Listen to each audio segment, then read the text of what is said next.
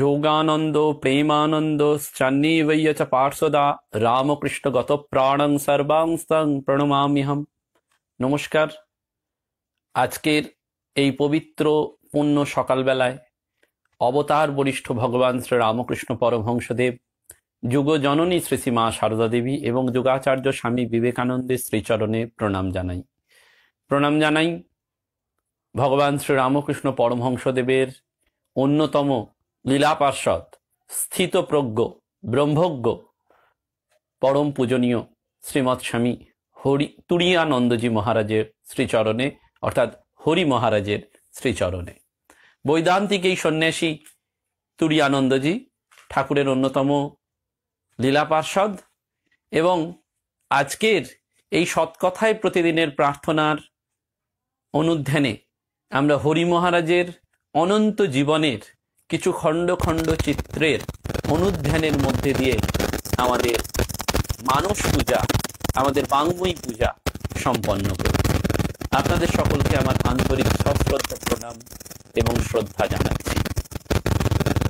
কিছুদিন আগে অসুস্থতার কারণে খুব ঘন ঘন ভিডিও রেকর্ডিং এ আসতে পারিনি এবং করোনা মহামারীর তৃতীয় ওয়েভে স্কুল কলেজ সম্পূর্ণ বন্ধ নয়, কলেজের যে কাজের চাপের অব্যাহতি নেই, অর্থাৎ কর্মের কোনো অব্যাহতি নেই, কিন্তু তবুও এই সৎকথার অনুপ্রেরণা, ভগবানের কথা একসাথে সবাই মিলে শেয়ার করে নেবার একটা অনুপ্রেরণায় আজ আবার এই সকালবেলায় আপনাদের সকলের কাছে ভিডিও ট্রান্সমিশনের মাধ্যমে আমরা সমবেত হয়েছি। হয়তো শারীরিক অসুস্থতা কাটতে আরেকটু সময় লাগবে এবং আমরা কম বেশি সকলেই এই করোনা মহামারীর তৃতীয় যে প্রবাহ চলছে, জ্বর সর্দি কাশির আবহে সবাই কম বেশি আক্রান্ত হচ্ছে। তাই ভগবানের কাছে প্রত্যেকের জন্য আমরা প্রার্থনা করব, কারণ আমরা সকলের তরে সকলে, আমরা প্রত্যেকে আমরা পরের তরে। আমাদের প্রত্যেককে এই সময় মানসিকভাবে দৃঢ় একীভূত হয়ে ভগবানের নাম চিন্তন করতে করতে সেই ঈশ্বর তন্ময়তার মধ্যে থাকার চেষ্টা করতে হবে। কারণ শারীরিক দুঃখ ব্যাধিকে অতিক্রম করার এছাড়া আর কোনো উপায় নেই। শরীর থাকলেই এই যন্ত্রণা, এই ব্যাধি থাকবে, কিন্তু তবুও আমাদের এর মধ্যে দিয়েই সেই ভবসাগর পার হওয়ার যে উপায়টি সেটি জানতে হবে। পূজ্যপাদ স্বামী তুরীয়ানন্দজি সম্পর্কে, হরি মহারাজ সম্পর্কে স্বামীজি একটি চিঠিতে খুব সুন্দর করে লিখেছিলেন যে হরির বিচিত্র ত্যাগ, স্থির বুদ্ধি এবং তিতিক্ষা আমি যখনই মনে করি তখনই নতুন বল পাই। এবং আমেরিকার পশ্চিম অঞ্চলে বেদান্ত প্রচারে বিশেষ সাফল্য লাভের পর স্বামীজি এই কার্যভার স্বামী তুরীয়ানন্দজি মহারাজের হাতে অর্পণ করেছিলেন। করে তিনি ভক্তমণ্ডলীকে বলেছিলেন, এরপর তোমাদের কাছে আমি এমন একজন গুরু ভাইকে পাঠাবো যার মধ্যে কি করে আমার বাক্যগুলিকে জীবনে পরিণত করতে হয় তা দেখতে পাবে। অর্থাৎ হরি মহারাজ হচ্ছেন সেই বেদান্তের বাক্যকে নিজের জীবনে প্রয়োগ করার এক উজ্জ্বল দৃষ্টান্ত। আমরা অনেক সময় অনেক কথা বলি, কিন্তু ওই যে বলা হয় যে একটু অভ্যাস এক ডজন কথা বলার থেকে অনেক বেশি দৃঢ়, অনেক বেশি স্থায়ী, অনেক বেশি স্থিতিশীল। এবং এই জন্যই আজকের যুব সমাজ কিন্তু জীবন চায়, বক্তৃতা চায় না, বই চায় না। দেখবেন আজকের যুব সমাজ তাকে দেখেই অনুপ্রাণিত হয় যে জীবন দিয়ে কাজ করছে। হরি মহারাজের জীবনের পরতে পরতে ছিল এই লাইফ ইটসেলফ ইজ রিলিজিয়ান, অর্থাৎ বৈদান্তিক অনুভূতির যে প্রতিফলন সেটি আমরা হরি মহারাজের জীবনের বিভিন্ন ঘটনার মধ্যে দিয়ে দেখতে পাই। অপারেশন টেবিলে অপারেশনরত চিকিৎসকরাও সেই কাণ্ড দেখে অবাক হয়েছেন। কি কাণ্ড? না, শরীরে অস্ত্রোপচার হচ্ছে অথচ মানুষটির কোনো ভ্রুক্ষেপ নেই। সাধারণ কেউ হলে চিকিৎসকরা হয়তো এইভাবে অপারেশন করতেন না, কিন্তু এত বড় সাধু মহারাজের কথা তারা অবহেলা করতে পারেননি। তিনি বলেছিলেন যে ক্লোরোফর্ম প্রয়োগ না করতে। পরের দিন অপারেশন করার জায়গাটার বাঁধন খুলে চিকিৎসকরা দেখলেন যে ওই স্থানে একখণ্ড মাংস রয়ে গেছে, যেটা সরিয়ে ফেলা অবশ্যই দরকার। রোগীর অজান্তেই তারা এই মাংসখণ্ডটি কাটতে লাগলেন। হঠাৎ যন্ত্রণায় সাধু চিৎকার করে উঠলেন। চিকিৎসক অবাক যে গতকাল যিনি এত বড় নির্বিকার ছিলেন, আজ কি হলো? সাধু তখন বুঝিয়ে বললেন যে গতকাল আগে থেকে জ্ঞাত হওয়াতে তিনি ওই ক্ষতস্থান থেকে মনটি তুলে নিয়েছিলেন, তাই যন্ত্রণা বোধও ছিল না। কিন্তু আজ কিছু না জানার দরুন তিনি মনটাকে সরিয়ে নেননি, তাই হঠাৎ যন্ত্রণা পেয়ে তিনি ছটফট করে উঠেছিলেন। এটা শুধু একবার নয়, একাধিকবার এই সাধুর ইচ্ছাতেই এই শরীরে বিনা ক্লোরোফর্ম ছাড়া অপারেশন করা হয়েছিল। এবং স্বামী তুরীয়ানন্দজি মহারাজের জীবনের সেই অজস্র ঘটনা আমাদের শ্রীরামকৃষ্ণ পার্ষদ গাঁথায় বারবার স্মরণ করিয়ে দেয় যে তুই হরির দাস, হরিদাস। বারবার। কারণ না, আমরা জানি যে তুরীয়ানন্দজির জীবনের যে ঘটনা প্রতি মুহূর্তে আমাদের অবাক করে। মনকে কোথায় উঁচু স্থানে নিয়ে যাওয়া, সেই তন্মাত্রায় নিয়ে যাওয়া মহারাজের জীবন। ভগবানময় এমন একটি জীবন। শৈশব থেকেই তার প্রকাশ। তার পূর্বাশ্রমের নাম ছিল হরিনাথ চট্টোপাধ্যায়। শুধু নামে নয়, বাড়ির বড়রা বিশ্বাস করতেন যে হরির আশীর্বাদে, কৃষ্ণের আশীর্বাদে তার জন্ম। তাই মৃত্যুকালে পিতা চন্দ্রনাথ চট্টোপাধ্যায় বলতে পেরেছিলেন, হরিকে আর কি বলবো, হরি জগতের, জগৎ হরির। পরবর্তীকালে শ্রী মা সারদা দেবীও একজন সেবককে বলেছিলেন, বাবা খুব মনোযোগ দিয়ে হরির সেবা করো, হরির সেবা করলে ধন্য হয়ে যাবে। উনি হলেন দেবতা, আর ঠাকুরের সঙ্গে এরা সব দেবলোক থেকে এসেছে। আর ঠাকুর শ্রীরামকৃষ্ণদেব নিজেই তাকে বলেছিলেন, তুই হরিদাস, হরির দাস, তোর পক্ষে ঈশ্বর বিস্মৃতি অসম্ভব। আমরা অনেক সময় দৈনন্দিন জীবনচর্যায় ঈশ্বরকে ভুলে যাই। সেজন্য বারবার ওই কথামৃতে মূল নির্যাসটি যদি দেখা যায়, তাহলে কথামৃতের মূল নির্যাস স্বামী বিশুদ্ধানন্দজি মহারাজ সুন্দর করে বলতেন। কোন একটি ছোট্ট মেয়েকে একবার প্রশ্ন করেছিলেন, তুই তো কথামৃত পড়িস, বলতে পারিস কথামৃতের মূল 3টি কথা কি? সেই মেয়েটি বলেছিল যে কথামৃতের মূল কথা 3টি। 1, ডুব দাও। কথামৃত ওপরে ওপরে পড়লে হয় না, ডুব দিতে হয়। ডুবুরির মতন নিজেকে ডুবিয়ে এনে সেই কথামৃত রূপ অমৃত সাগর থেকে মণিরত্ন তুলে আনতে হয়। সেই সন্ধানটি কথামৃতে রয়েছে। ডুব দাও, এগিয়ে যাও। সেই কাঠুরের গল্প রয়েছে, ব্রহ্মচারীর গল্প রয়েছে। প্রথমে রূপোর খনি, তারপরে সোনার খনি, তারপরে আরো আরো। অর্থাৎ অনন্ত ঐশ্বর্যময় ভগবানকে পেতে গেলে এতটুকু জপ ধ্যানে তৃপ্ত হলে হবে না, এতটুকু সেবা কাজ করে তৃপ্ত হলে হবে না, এতটুকু মানুষের জন্য দুঃখ যন্ত্রণায় কষ্ট পেলে হবে না। এটির পরিধিটিকে বাড়াতে হবে, তবেই ব্রহ্মস্বরূপে নিজের সেই অনুভব আসবে এবং নিজেও স্বয়ং ব্রহ্মজ্ঞ, অর্থাৎ ব্রহ্মজ্ঞ পুরুষরা যেমন করতেন সেই বৃহৎ হয়ে যাওয়ার চেষ্টা করা। আমরা সবাই ব্রহ্মজ্ঞ হতে পারবো না, কিন্তু নিজেকে বৃহৎ করা। Expansion is life, contraction is death. এই জীবনের যে ক্রম বিস্তার প্রতিটি ক্ষেত্রে, সেটা সেবার মধ্যে দিয়ে, সেটা কর্মের মধ্যে দিয়ে, সেটা অন্যের দুঃখ যন্ত্রণা হৃদয়ের অনুভবের মধ্যে দিয়ে করতে হবে। সেইটি বারবার বলছেন। সেই জন্য বলছেন যে আমরা অনেক সময় ভগবানের কথা বিস্মৃত হয়ে যেতে পারি, কিন্তু হরি মহারাজের পক্ষে ঈশ্বর বিস্মৃতি অসম্ভব। ওইটি এগিয়ে যাওয়ার, আরো এগিয়ে যাওয়া কথামৃতের 2য় উল্লেখযোগ্য কথা। এবং 3য় উল্লেখযোগ্য কথা কথামৃতের, আগে ঈশ্বর পরে জগৎ। আমরা এই জগতের ঐশ্বর্য দেখে মুগ্ধ হয়ে যাই, কিন্তু এই ঐশ্বর্যের সৃষ্টিকর্তা যিনি, সেই স্রষ্টাকে কখনো দেখে মুগ্ধ হতে চাই না। আমরা আগে জগৎ নিয়ে মাতামাতি করি, কিন্তু কথামৃত যদি খুব খুঁটিয়ে পড়া যায়, তাহলে তার পরতে পরতে, পাতায় পাতায় ওই কথাটি লেখা থাকে, ওই ভাবটি ঝরে পড়ে। সেটি আগে ঈশ্বর, তারপর জগৎ। ঠাকুর বলছেন, তুই হরিদাস, হরির দাস, তোর পক্ষে ঈশ্বর বিস্মৃতি অসম্ভব। এবং হরিনাথ এই বিষয়ে কোনো সংশয় প্রকাশ করলে ঠাকুর দৃঢ়ভাবে তাকে বলেছিলেন, কোনো বস্তু বা বিষয়ের সত্যতা কারুর জানা বা না জানার উপর নির্ভর করে না। তুই জানিস আর নাই জানিস, তুই হরির সেবক, হরির ভক্ত। তাই ঠাকুর চেয়েছিলেন তার এই ত্যাগী সন্তান বেদান্তের শুষ্ক বিচার না করে জ্ঞান মিশ্রা ভক্তির পথেই হাঁটুক। ঠাকুরের কাছে তিনি শিক্ষা পেয়েছিলেন যে কাম কাঞ্চনকে ঠিক ঠিক কি করে মিথ্যে বলে বোধ করা যায় এবং ঈশ্বরের কৃপা না হলে সেটি সম্ভব নয়।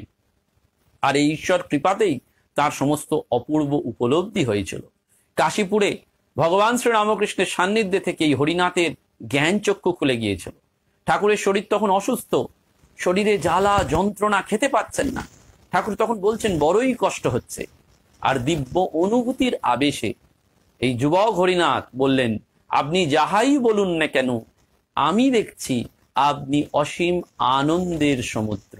শ্রীরামকৃষ্ণ মানে অসীম আনন্দ, শ্রীরামকৃষ্ণ মানে এক অপার বিস্ময়, শ্রীরামকৃষ্ণ মানে অনুভূতির সর্বোচ্চ শিখরে গিয়ে মানুষের মনকে জারিত, প্লাবিত, ভাবিত করে দেওয়া। এই কথা শুনে ঠাকুর আর চুপ থাকতে পারলেন না।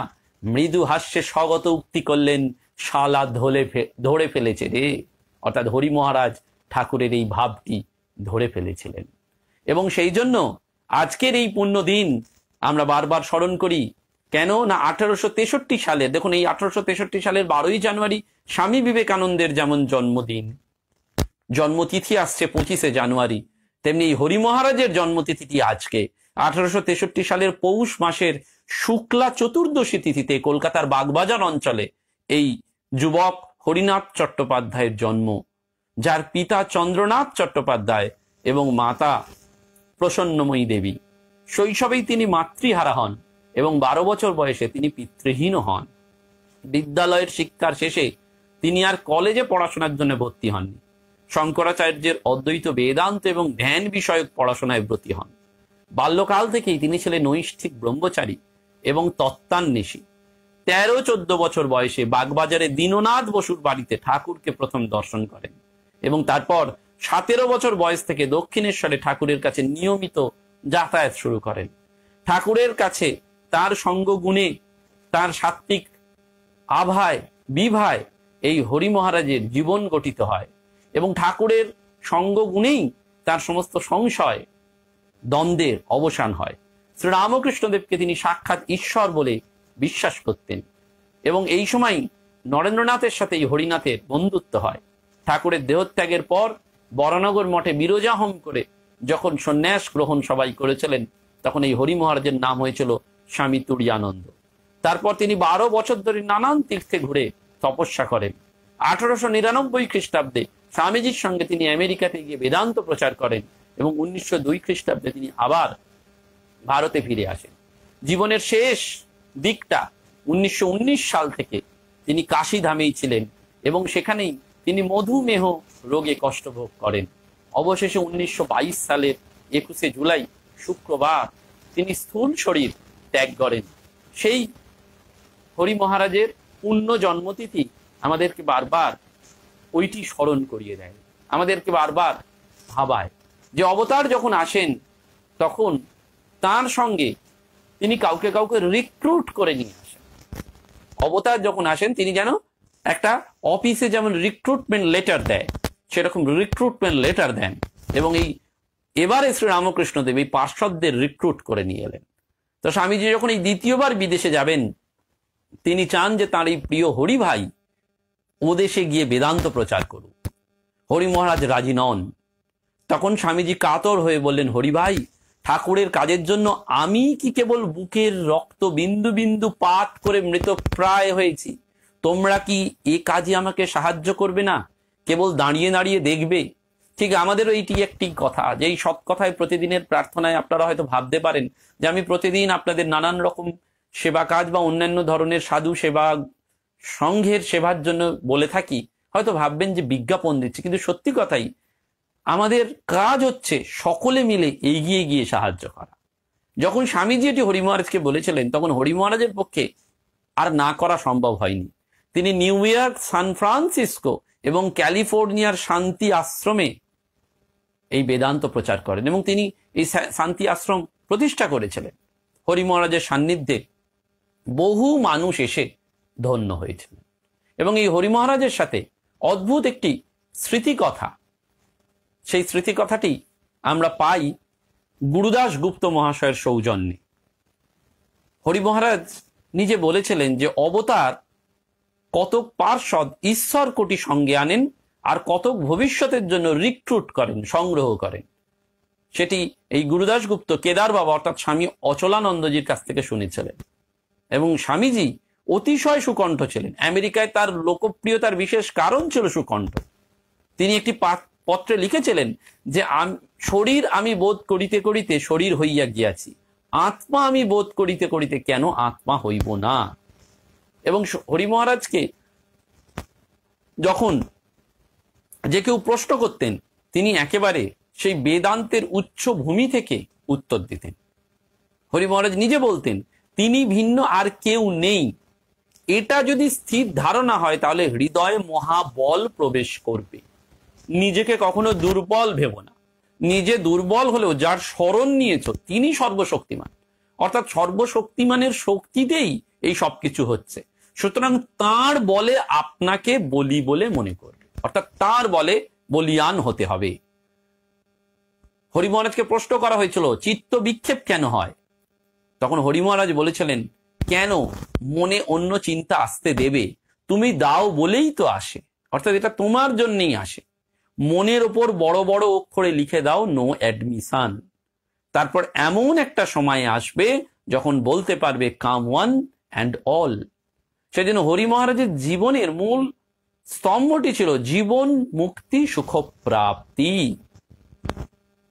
এবং কেদার বাবার কাছ থেকেই শোনা যায় যে হরি মহারাজ বলছেন যে অন্যের চিঠি পড়া, অন্যের চিঠি লিখতে থাকলে তা গায়ে পড়ে দেখা, অন্যে আলাপ করলে তা গোপনে শোনা, এইসব স্বামীজি মোটেই পছন্দ করতেন না। পরন্তু কেউ এমন করলে অত্যন্ত তিরস্কার করতেন। আমাকে তিনি বলেছিলেন, খবরদার কখনো অন্যের চিঠি পড়িসনি, এটি ভারী অন্যায়। হরি মহারাজ বলছেন, বলেই একটি ঘটনার কথা বলছেন যে একবার স্বামীজি আমাকে একখানা চিঠি পোস্ট করতে দেন। আমি ঠিকানাটা দেখেছিলাম। স্বামীজি লক্ষ্য করে আমাকে বললেন, হরি ভাই তোমাকে তো আমি চিঠিটা ডাকে ফেলতে দিয়েছি, অ্যাড্রেস পড়তে তো বলিনি। তুমি অন্যের চিঠির অ্যাড্রেস কেন পড়ো? দেখুন আমরা কত ছোট ছোট এগুলো করি না। আমাদের কেউ দিলে আমরা অ্যাড্রেস দেখি, কি আছে একটু উৎসাহ প্রকাশ করি, কিন্তু সম্পূর্ণরূপে ready to attach and ready to detach. আসলে আমাদের সমস্যা হচ্ছে আমরা আসক্তিটা পারি, নিরাসক্তি হওয়া শিখিনি। আমরা অ্যাটাচমেন্ট জানি কিন্তু ডিট্যাচমেন্ট জানি না, আর সেই জন্যই কিন্তু আমাদের এত দুঃখ। সাংসারিক জীবনে দুঃখের মূল কারণ হচ্ছে আমরা বন্ধনে পড়ে যাই, কিন্তু বন্ধন থেকে কি করে বেরিয়ে আসতে পারবো সেটা জানি না। বলছেন সেই জন্য, হরিভাই তোমাকে তো আমি চিঠিটা ডাকে ফেলতে দিয়েছি, অ্যাড্রেস পড়তে তো বলিনি। তুমি অন্যের চিঠির অ্যাড্রেস কেন পড়ো? এ কাজ তোমার ঠিক নয়, হরি মহারাজ বলছেন। এবং সাধুরা পরস্পর নিন্দা করলে হরি মহারাজ একটি গল্প বলতেন। কিরকম গল্প বলছেন যে ঋষিকেশে একবার এক শেঠ সাধু ভোজনের উদ্দেশ্যে এক সাধুকে জিজ্ঞেস করলেন যে অমুক সাধু কেমন? সাধু তখন বললেন, ও তো একটু ভৈসা হই। শেঠ তারপর সেই দ্বিতীয় সাধুটিকে গিয়ে যখন প্রথম সাধুটির কথা জিজ্ঞাসা করলেন তখন বললেন, ও মহাত্মা কেসা হই? বলে আরো ও তো একটু গই হই। শেঠ দুজনকেই নিমন্ত্রণ করলেন। তারা ভিক্ষার জন্য এলে শেঠ দুটো থালায় একজনকে জাব এনে দিলেন। সাধুরা তখন চটে গেলেন, বললেন ইয়া কেসা জি? তখন শেঠ বললেন, আপনারাই তো আপনাদের পরিচয় দিয়েছেন, সেই অনুযায়ী আপনাদের ব্যবস্থা করেছি। কেউ বলেছে ভৈসা হই, কেউ বলেছে গৌ হই, তাহলে সেই জন্যই আমরা করেছি। সেই জন্য হরি মহারাজ বারবার বলতেন যে অনেক লোকের সঙ্গে বনিয়ে চলতে পারে সে হচ্ছে স্ট্রং। মায়ের কথা যেমন সংসারে স স স, তেমনি হরি মহারাজ বলছেন যে একেবারে যে অনেক লোকের সঙ্গে চলতে পারে সে হচ্ছে স্ট্রং। এবং একজন ভালো সাধু হরি মহারাজকে বলেছিলেন যে যদি শান্তি চাও তাহলে সর্বতভাবে লোকচক্ষুর অন্তরালে থাকার চেষ্টা করবে। তোমার কোনো প্রশংসনীয় বিশেষত্ব আছে তা পারতপক্ষে কাউকে জানতে দেবে না। জানতে দিলে তোমার প্রতি লোকে কৌতূহলী হবে, মান যশ প্রাপ্তির আকাঙ্ক্ষা অশেষ অশান্তির কারণ। অর্থাৎ আমরা অনেক সময় আমাদের প্রশংসা শুনতে ভালোবাসি, কিন্তু বলছেন যে এই মান যশ হচ্ছে আসলে খারাপ। এবং একদিন একটি ঘটনার কথা বলছেন, হরি মহারাজ স্বামী জ্ঞানেশ্বরানন্দজিকে দিয়ে কয়েকজন বিদেশি ভক্তের উদ্দেশ্যে চিঠি লেখালেন এবং যথাযথ টিকিট দিয়ে বললেন ওগুলো সেবাশ্রমের অফিসে গিয়ে আঠা লাগিয়ে ডাকে ফেলতে। তা ছোট ছোট টিকিটগুলো যাতে হারিয়ে না যায় সেই জন্য জ্ঞানেশ্বরানন্দজিকে চাদরে করে নিয়ে যেতে বললেন। তা সেবাশ্রমের অফিস কাছে, কিন্তু জ্ঞানেশ্বরানন্দজিগুলো হাতে করেই নিয়ে গেলেন। হাতে করে নিয়ে যাওয়ার সময় একটা টিকিট বাতাসে উড়ে পড়ে গেল, হরি মহারাজের খাটের ঠিক কাছে গিয়েই পড়ল। হরি মহারাজ সেটা লক্ষ্য করলেন। তারপর অফিসে গিয়ে জ্ঞানেশ্বরানন্দজি দেখলেন টিকিট কম। তখন সেই একটা টিকিট আবার নিয়ে চিঠিগুলো ডাকে দিলেন। হরি মহারাজকে তার এ কথা জানানোর ইচ্ছা ছিল না, কিন্তু না জানিয়ে পারলেন না, কারণ হরি মহারাজ ওই মাটিতে পড়ে থাকা টিকিটটাকে আঙুল দেখিয়ে বললেন, আজকাল ছেলেরা নিজেদের বুদ্ধি মান মনে করে, আমার কথা শুনলে না। সামান্য বিষয়ে মনোযোগ না থাকলে বড় বিষয়ে কি করে মনোযোগ দেবে? ব্রহ্ম বস্তুতে দৃষ্টি আকৃষ্ট হলে খুঁটিনাটি বিষয়েও নজর থাকে। এক আনার টিকিটের জন্য এত কথা বলছি তা মনে করো না, আমরা অন্যরূপ শিক্ষা পেয়েছি। তিনি ঠাকুরের সেই ছুরির গল্পটি বলেছিলেন যে দক্ষিণেশ্বরে ঠাকুরের সঙ্গে তারা কথা বলছেন, এমন সময় একজন ব্যক্তি এসে ঠাকুরকে বলেছিলেন যে আমরা কলকাতা থেকে এসেছি, পঞ্চবটিতে বনভোজন করব, তরকারি কাটার জন্য একটা ছুরি দরকার। ঠাকুর তখন বললেন, ছুরি তো আছে, কিন্তু কাজ হয়ে গেলে ফেরত দিয়ে যাবে তো? তারা বলল, অবশ্যই ফেরত দিয়ে যাব। ঠাকুর ছুরিটি দিয়ে বলেছিলেন যে ফেরত দিতে কিন্তু ভুলো না। ছুরি নিয়ে যাওয়ার সময় ঠাকুর আবার বললেন, দেখো যেন ভুল না হয়। ওই ব্যক্তি বললেন, না, ভুল হবে না।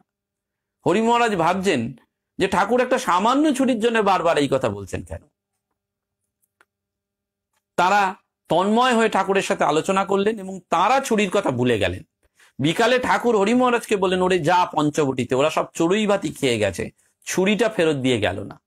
তখন হরি মহারাজ বলছেন যে যাওয়ার আগে তো বললো যে ছুরি দিয়ে যাবেন। ঠাকুর বললেন, না, অনেকক্ষণ হয়ে গেছে, তুই যা। হরি মহারাজ গিয়ে দেখলেন এবং দেখলেন যে তারা চলে গেছে। তারা ছুরি খাড়াও দিয়ে যাননি এবং হরি মহারাজও দেখতে পেলেন না। ঠাকুরের কাছে এসে বলাতে তিনি বললেন, তরকারির খোসা এবং ছেঁড়া পাতার মধ্যেই আছে, ভালো করে খুঁজে দেখ। আবার পঞ্চবটিতে গেলেন, ছুরিটা পেলেন। লজ্জিত হয়ে হরি মহারাজ তখন ঠাকুরের ঘরে তাকের ওপর ছুরিটা রাখতে গেলেন। ঠাকুর বললেন, কোথায় রাখছিস? ওখানে নয়, ওই ছোট খাটটার কোণের পায়ার নিচে একটা ইটের ওপর রাখ।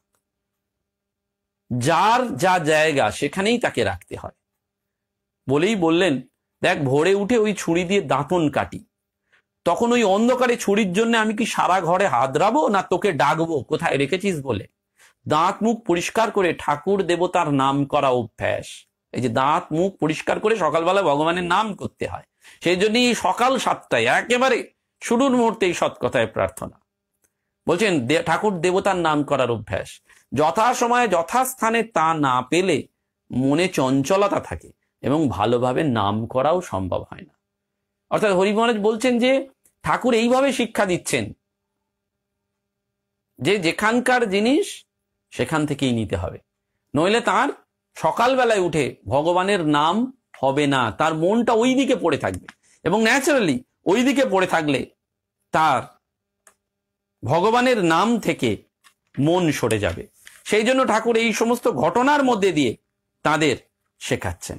এবং কাজের ছোট বড় নিয়ে যখন অভিযোগ আসতো, অনুযোগ আসতো, তখন পূজ্যপাদ হরি মহারাজ একটি গল্প বলতেন কিরকম না, খুরপি লেও।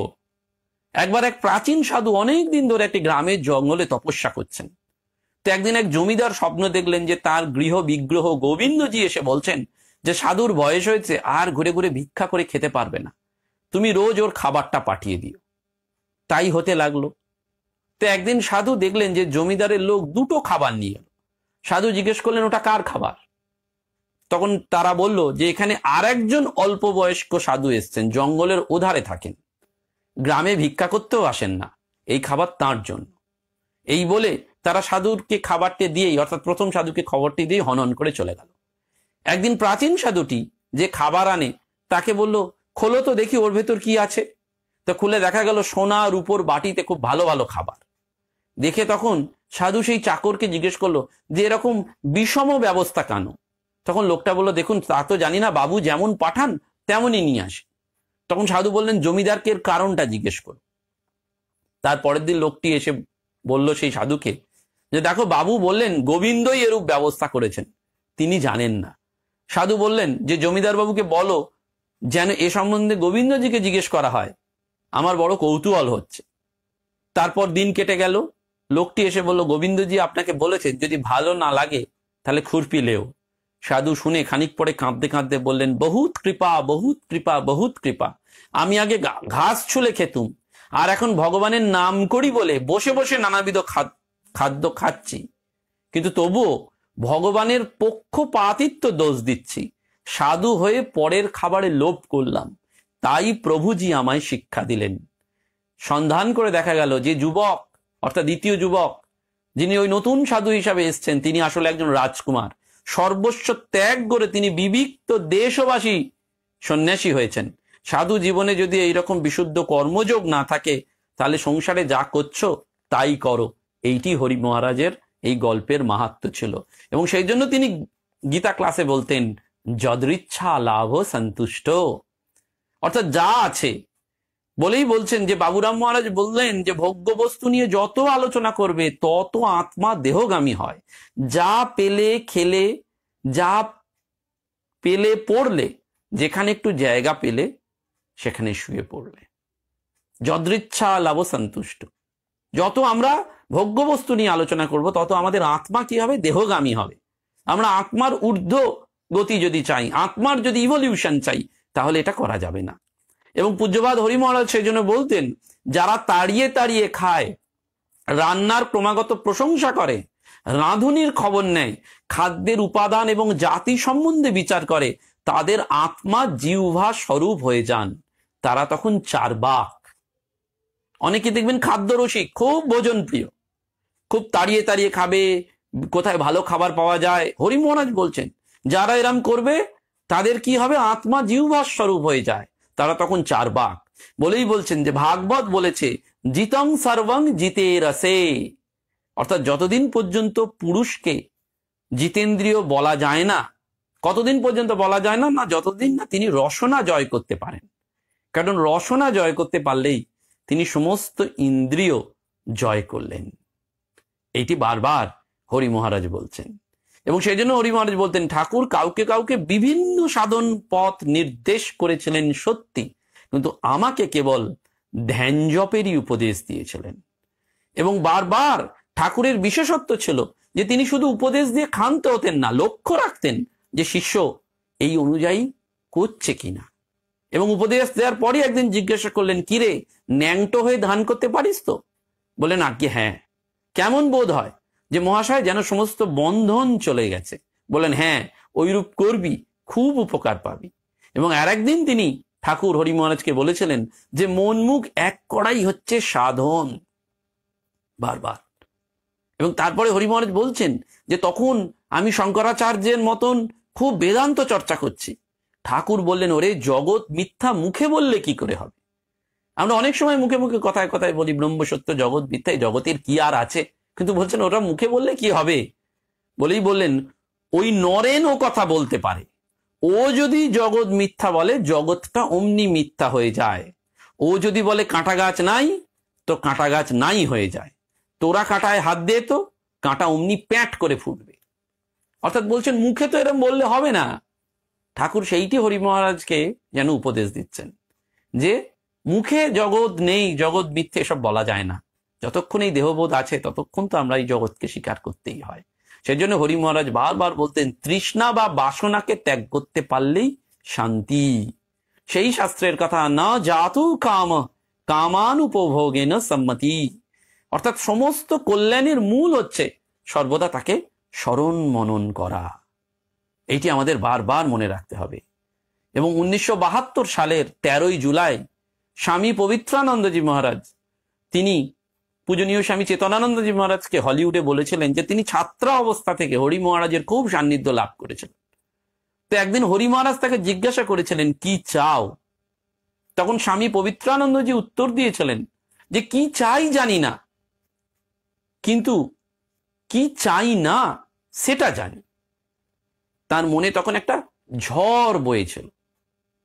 হরি মহারাজ তাকে বলেছিলেন, do not fight with your own shadow, the most unsubstantial thing. অর্থাৎ তুমি নিজের ছায়ার সঙ্গে যুদ্ধ করো না, ওই ছায়াটাই হচ্ছে মায়া। সেই স্বামী পবিত্রানন্দজি পরবর্তীকালে বলেছিলেন যে আমার মন হরি মহারাজের ওই কথা শুনে শান্ত হয়ে গেল। এইটি যেন বারবার হরি মহারাজের জীবন দর্শনের সেই শান্তির জায়গা। সেজন্য 1964-65 সালে যখন এই পূজনীয় স্বামী চেতনানন্দজি মহারাজ স্বামী নির্বাণানন্দজির কাছে যেতেন, তিনি বলেছিলেন যে একদিন তিনি হরি মহারাজকে বলেছিলেন, পূজনীয় স্বামী নির্বাণানন্দজি সূর্যি মহারাজ, যে মহারাজ বাপ মা ছাড়লুম, ঘর বাড়ি ত্যাগ করলুম, আপনাদেরও সান্নিধ্যে এলুম, কই এখনো তো ভগবান লাভ হলো না। তখন হরি মহারাজ তাকে সান্ত্বনা দিয়ে বলেছিলেন, দেখো তোমরা সবাই ওই কল্পতরুর নিচে এসেছো, ওই বৃক্ষে অজস্র ফল ঝুলছে, একদিন না একদিন ওই ফল পড়বেই পড়বে, কিন্তু তুমি যদি ওই গাছের নিচে থাকো তবে ফল অর্থাৎ মুক্তি বা ভগবত দর্শন পাবেই পাবে। আর যদি এক্ষুনি ফল চাও তাহলে shake the tree, shake the tree, অর্থাৎ ওই গাছের দারুণ ঝাঁকুনি দাও, তীব্র পুরুষকার প্রয়োগ করলে শীঘ্রই মুক্তি ফল পাওয়া যায়। সেই জন্য বারবার আমাদের স্মরণ করতে হয় যে এই হরি মহারাজ যেন সেই প্রজ্ঞা দিয়ে সত্য আনন্দ স্থিতি রূপে উপাসনা করেছিলেন। এবং স্বামী তুরীয়ানন্দজি স্বামী নির্বেদানন্দজিকে তাই বলেছিলেন, আমিটাকে একেবারে থেঁতলে না ফেললে হবে না, আমিটাকে একেবারে থেঁতলে ফেলতে হবে। নির্বেদানন্দজি তাকে জিজ্ঞাসা করেছিলেন, মনোনাশ না হলে ব্রহ্মজ্ঞান হয় না, আর ব্রহ্মজ্ঞান না হলে মনের নাশও একেবারে হয় না, কোনটা আগে হয়? স্বামী তুরীয়ানন্দজি উত্তর দিয়েছিলেন, সাইমালটেনিয়াস অ্যাকশন, দুটোই একসাথে করতে হবে। অনুভূতিমান সাধক এইভাবেই একেবারে জাগিয়ে দেন, হৃদয়ের তন্ত্রীতে একেবারে জারিত করে দেন। সেইটিও বারবার হরি মহারাজ তার জীবন দিয়ে, তার বাণীর মধ্যে দিয়ে এটি আমাদের কাছে তুলে ধরেছেন। এবং সেই জন্য স্বামী তুরীয়ানন্দজি একটি কথা সুন্দর করে বলতেন, সন্ত ওহি হ্যায় जो রাম রস চাখে। অর্থাৎ তুলসীদাস বলছেন এই জগৎ চারটি জিনিস চায়, সাধু সঙ্গ, হরিকথা, দয়া আর দীন উপকার। সঙ্গ থেকেই সমস্ত কিছু হয়। সঙ্গাত সঞ্জায়তে কাম। বলছেন আমাকে যদি বলো তার সঙ্গী কারা, তাহলে আমি বলে দেবো সে কিরকম লোক। সাধু সঙ্গে মন শুদ্ধ হয়, ভেগদারু সাধু হলে হবে না। সাধু হচ্ছে সেই যে ভগবানকে আপনার করে নিয়েছে। এবং বারবার স্বামীজিও তাকে বলেছিলেন যে চলে আয়, চলে আয়, জগৎটাকে পরিত্যাগ করে চলে আয়। এবং সেই জন্য তুরীয়ানন্দজি যেন বারবার বলছেন যে সন্ত ওহি হ্যায় जो রাম রস চাখে। এবং সেই জন্য তিনি সুন্দর করে গল্পের মাধ্যমে, বহু চিঠিপত্রের মাধ্যমে এই বৈদান্তিক তত্ত্বকে আমাদের সামনে তুলে ধরেছেন। তুরীয়ানন্দজি বলছেন যে শয়তান এবং ভগবানের ঝগড়ার কথা শোনো। ভক্তকে প্রলুব্ধ করতে ভগবান শয়তানকে পাঠালেন। শয়তান বড় বড়াই করছিল। শয়তান ভক্তের কাছে গিয়ে বলল, আমাকে ভজো, আমি তোমাকে আরো ধন দৌলত দেবো। ভক্তটি বলল, শয়তান এখান থেকে দূর হও। তাতে শয়তান এসে তার সব এক এক নষ্ট করে দিল, ছেলেগুলোকে মেরে ফেললো। শেষে ভক্তের কুষ্ঠ হলো। তখনও শয়তান তাকে প্রলুব্ধ করতে লাগলো। তখন ভক্ত বলল, ভগবানই দেন আবার ভগবানই নিয়ে নেন, সুতরাং তাঁর ইচ্ছাই পূর্ণ হোক। কারুর অঙ্গুলি নির্দেশের মধ্যে দিয়ে যেতে নেই, খুব গোপনে তাকে ডাকতে হয় যেন কেউ জানতে না পারে। বলছেন 10 জন জানলেই তোমার পেছনে লেগে যাবে এবং তোমাকে নষ্ট করে দেবে, আর তাতে তোমার স্বাধীনতাও চলে যাবে। এই হরি মহারাজ এইভাবেই তার জীবনের যে প্রতিটি পর্যায়ে আমাদের বেদান্ত তত্ত্বকে বুঝিয়েছেন, জীবন গঠনের উপায়টি বলে দিয়ে গেছেন। এবং সত্যি সত্যি আমাদের বারবার মনে হয় যে স্থিত প্রজ্ঞের সহন ক্ষমতা কি ছিল। একবার এই হরি মহারাজের সেবায় নিযুক্ত হয়েছিলেন তেজ নারায়ণ, যিনি পরবর্তীকালে স্বামী সর্বানন্দজি হন। তাই তেজ নারায়ণ পুরীর শশী নিকেতনে উঠেছেন হরি মহারাজকে সেবা করার জন্য। হরি মহারাজের সেই সময় চোখ উঠেছিল, তা তেজ নারায়ণ গোলাপ জল দিয়ে একটি ওষুধ 1 ফোঁটা করে তার চোখে দিতেন। এই স্বামী সর্বানন্দজি পরবর্তীকালে রামকৃষ্ণ মঠ মিশনের ভাইস প্রেসিডেন্ট হয়েছিলেন এবং রাজা মহারাজের মানসপুত্র হিসেবেই তাকে গণ্য করা হয়। তিনি পরবর্তীকালে ঝাড়গ্রামে গিয়ে মেয়েদের জন্য সারদা কন্যা গুরুকুল প্রতিষ্ঠা করেছিলেন। তপবন সদৃশ্য যে আশ্রম, তার কথা আমরা বারবার আগেও বলেছি। এবং সেই সন্ন্যাসিনী মায়েরা এখনো সেই আদিবাসী মেয়েদের এবং সাধারণ মানুষের মধ্যে শিক্ষার প্রসারে সেই সারদা কন্যা গুরুকুল অদ্ভুতভাবে পরিচালনা করছেন। সেই সর্বানন্দজি তিনি গোলাপ জল দিয়ে, ওই তেজ নারায়ণ তখন তার পূর্বাশ্রমের নাম, গোলাপ জল দিয়ে একটা ফোঁটা দিয়ে তিনি হরি মহারাজের চোখ রোজ পরিষ্কার করে দিতেন। তো একদিন টেবিলের ওপর গোলাপ জল এবং নাইট্রিক অ্যাসিড একই রকম শিশিতে রাখা ছিল। তা সর্বানন্দজি নাইট্রিক অ্যাসিডের শিশিটাকে গোলাপ জল ভেবে হরি মহারাজের চোখে দিয়ে দিলেন। 1 ফোঁটা দিতেই, অ্যাসিড ঢেলে দিতেই হরি মহারাজ চোখের যন্ত্রণায় অস্থির হয়ে উঠলেন। মহারাজ বলে উঠলেন, এ তো গোলাপ জল নয়। তখন শশব্যস্ত হয়ে ওই সর্বানন্দজি শিশির লেভেল দেখে দেখলেন যে এটা নাইট্রিক অ্যাসিড। তখন এই তেজ নারায়ণ ভয়ে কাঁদছেন যে হরি মহারাজের চোখটি তিনি গোলাপ জল দিয়ে ধুয়ে দিচ্ছেন, কিন্তু ভাবছেন এ কি করলাম। আর হরি মহারাজ সেই অবর্ণনীয় যন্ত্রণার মধ্যেও একেবারে শান্ত সুস্থিত হয়ে বসে রয়েছেন। আর রাজা মহারাজ জানতে পেরেছেন। তিনি বলছেন, যদি হরি মহারাজ অন্ধ হয়ে যান কি হবে? মহারাজ তখন তেজ নারায়ণের উপর খুব বিরক্ত হলেন রাজা মহারাজ। আর অ্যাসিড আক্রান্ত হরি মহারাজের মুখে কোনো কথা নেই, তিনি চোখ ঢেকে রাত্রে বসে আছেন। তেজ নারায়ণ রাত্রে হাওয়া করছেন, তার মন খারাপ, তার বুক ফেটে কান্না আসছে। হরি মহারাজ তখন তাকে সান্ত্বনা দিচ্ছেন। দেখুন, যে অপরাধ করলেন, দোষ করলেন, হরি মহারাজ তাকে সান্ত্বনা দিচ্ছেন ব্রহ্মজ্ঞ যে ওতে কিচ্ছু হয়নি, চোখে অ্যাসিড ঢেলে দেওয়া হয়েছে, যে দিয়েছে তাকেই তিনি সান্ত্বনা দিচ্ছেন। এত স্নেহ, এত প্রেম, এত ক্ষমা ঠাকুরের এই বেদান্তবাদী সন্ন্যাসী হরি মহারাজের ছিল। সারা রাত বিনিদ্র জীবনযাপন করে সকালবেলায় হরি মহারাজ রাজা মহারাজকে জানালেন যে আমার চোখের যন্ত্রণা কমে গেছে। তখন রাজা মহারাজ গুরু ভাইয়ের কষ্ট কমে যাওয়ার আনন্দে একেবারে আত্মহারা। হরি মহারাজকে তখন বললেন, হরি ভাই, সাধু দিয়েছে কিনা তাই কিছু হলো না, অ্যাসিড ভীষণ ব্যাপার। আমি তো ঠাকুরের কাছে তেজ নারায়ণের অনিচ্ছাকৃত অপরাধের জন্য বারবার মার্জনা ভিক্ষা করছিলাম। রাজা মহারাজও তাই করছেন। হ্যাঁ, এবং গুরু ভাইদের এই বার্তালাপ শুনে সর্বানন্দজি খানিকটা শান্ত হলেন আর মনে মনে ভাবতে লাগলেন যে এরকম চরম ভুল করার পরেও রাজা মহারাজ আমাকে সাধু বলে স্বীকার করলেন। এদের ক্ষমা, এদের ভালোবাসা, এদের সহমর্মিতা কখনো ভোলা যায় না।